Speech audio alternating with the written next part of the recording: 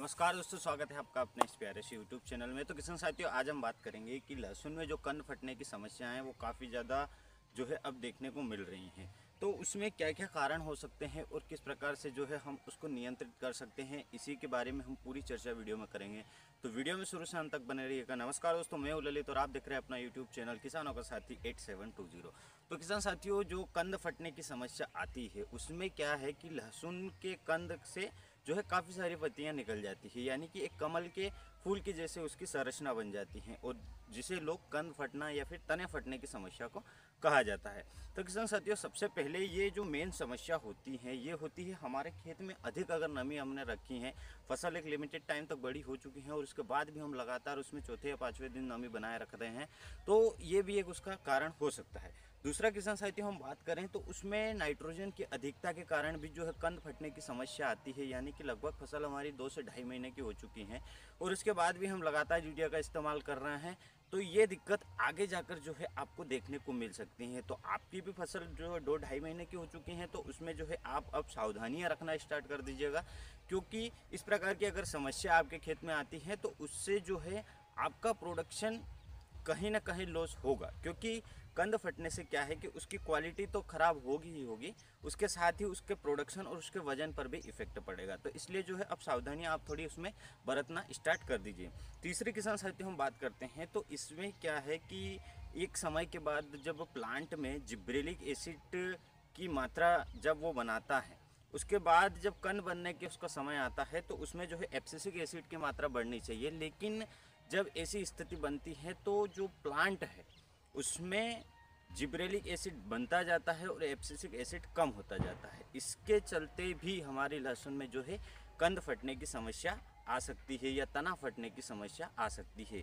ये hormonal imbalance के कारण भी होता है। तो इसी की समस्या के लिए जो है कई बार या हर बार जो है हार्मोन्स का उपयोग किया जाता है, जिन्हें प्लांट ग्रोथ रेगुलेटर बोला जाता है या पीजीआर शॉर्ट फॉर्म में बोला जाता है। और कई सारे हमारे फार्मर्स उसको जो है कस उतारने की दवाई भी बोलते हैं। तो वो होता है प्लांट ग्रोथ रेगुलेटर। अब किसान साथियों, पहले हम वीडियो में देखते हैं कि जिस प्लांट में ये दिक्कत है और किस प्रकार से ये दिक्कत बढ़ रही है, और उसके बाद हम आगे इसके समाधान की बात करते हैं। तो किसान साथियों, देख सकते हैं कि इस प्लॉट में पहुंच चुके हैं जिसमें कुछ इस प्रकार की समस्या है। देख सकते हैं प्लॉट काफ़ी शानदार कंडीशन में है और यहां पर कंद का काफ़ी अच्छा विकास जो है स्टार्ट हो चुका है। लेकिन कुछ इस प्रकार की समस्या यहाँ पर हमें देखने को मिली थी। देख सकते हैं आप कि यहाँ पर जो है कई सारी लहसुन के जो है कंद फटने की जो समस्या है वो देखने को मिली है। देख सकते हैं आप। तो यहाँ पर किसान साथियों, 2 रीज़न हो सकते हैं। इसमें क्या होता है कि एक तो हार्मोनल इनबैलेंस जो होता है उसके कारण भी जो है हमारी फसल में नुकसान होता है। दूसरा, अगर हम बात करें तो नाइट्रोजन की जो अधिकता होती है उसके कारण भी हमारा ये जो है कंद फटने या फिर तना फटने की जो समस्या है ये आ सकती है। तो किसान साथियों, विशेष आपको ध्यान रखना है कि अगर आपकी फसल जो है 2 से ढाई महीने की हो चुकी हैं और उसके बाद जो है हमें अब उसमें नाइट्रोजन बेस्ड फर्टिलाइजर्स का इस्तेमाल काफ़ी न्यूनतम मात्रा में करना है, या अगर ज़रूरत ना हो तो बिल्कुल भी नहीं करना है। तो किसान साथियों, आगे हम समझते हैं कि इस प्रकार की समस्या का क्या समाधान हो। तो किसान साथियों, जैसा कि आपने वीडियो में देखा किस प्रकार से जो है प्लांट में जो है कंद फटने की समस्या आई है।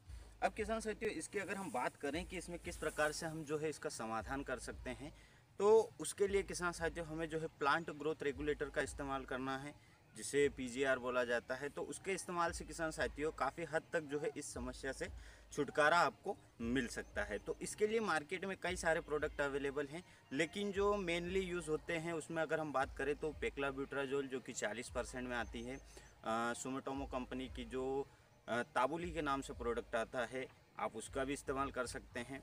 और दूसरे नंबर की अगर हम बात करें तो सिजेंटा कंपनी का जो कल्तार आता है उसमें भी जो है पेक्लाब्यूट्राजोल होता है 23%। इसके अलावा जो है लियोसिन नाम का एक प्रोडक्ट आता है, उसमें भी जो है आपको ये चीज़ें देखने को मिलती हैं। तो किसान साथियों, अगर हम नेक्स्ट अगर बात करें तो चमत्कार के नाम से एक प्रोडक्ट आता है, आप उसका भी इस्तेमाल कर सकते हैं। तो किसान साथियों, इन जब हम हार्मोन्स का इस्तेमाल कर रहे हैं, जब हम पीजीआर का इस्तेमाल कर रहे हैं, तो हमें कुछ सावधानियां रखनी है, क्योंकि इसमें किसान साथियों हमें जो है इनका डोज लिमिटेड मात्रा में रखना है। काफ़ी हेवी ज़्यादा हमें इसका डोज नहीं रखना है, क्योंकि अगर हमने इसमें हेवी डोज इनका रखा है तो हमारी प्लांट को जो है ये एक तरीके से सुखाने का काम भी कर सकता है।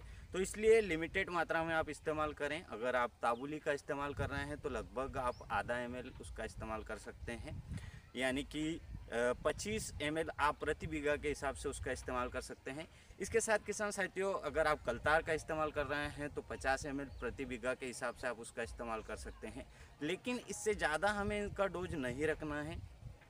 इसके कई सारे नुकसान भी हो सकते हैं अगर हमने इनका जो है ज़्यादा डोज रखा है।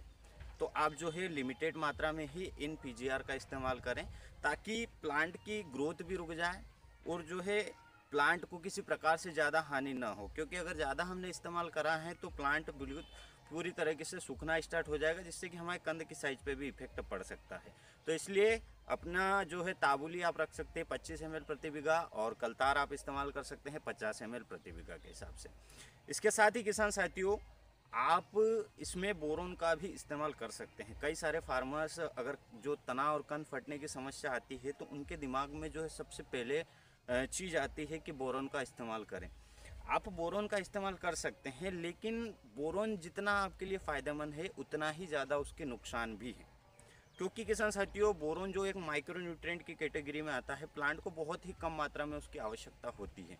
लेकिन अगर आपने बोरोन की मात्रा को ज़्यादा कर दिया है तो ऐसी स्थिति में प्लांट में जो है स्क्रैचिंग की समस्या आ सकती है, प्लांट जलने की समस्या आ सकती है। क्योंकि अगर बोरोन की मात्रा ज़्यादा हो गई है तो वो एक एसिड की तरह रिएक्ट करता है। इसलिए अगर आप बोरोन का इस्तेमाल करना चाहते हैं तो जो है काफ़ी न्यूनतम मात्रा में हमें जो है उसका इस्तेमाल करना है। ऐसा नहीं है कि जैसे हम किसी इंसेक्टिसाइड का स्प्रे कर रहे हैं, दुकानदार ने हमें 50 ml बोला है तो हमने जो है 60 डाल दिया है। ऐसी कंडीशन में किसान साथियों हमारी प्लांट को नुकसान हो सकता है। तो आप बोरोन का अगर इस्तेमाल करना चाहते हैं तो बहुत ही न्यूनतम मात्रा में आप इस्तेमाल करें, और जहाँ या जिस काउंटर से आप दवाई ले रहे हैं वहाँ से जो है कंफर्म करने के बाद ही आप बोरोन का इस्तेमाल करें, क्योंकि बोरोन का इस्तेमाल करना काफ़ी ज़्यादा हानिकारक होता है। बोरोन जो है लिक्विड फॉर्म में भी आता है, इसके साथ ही साथ जो है पाउडर फॉर्म में भी आता है। आप जिसका चाहे इस्तेमाल कर सकते हैं, लेकिन जो है जितना रिकमेंडेशन दुकानदार ने बताया है उतना ही हमें इसका इस्तेमाल करना है। इसी के साथ किसान साथियों मिलते हैं किसी नेक्स्ट वीडियो में। जब तक जय हिंद, जय भारत, जय जवान, जय किसान।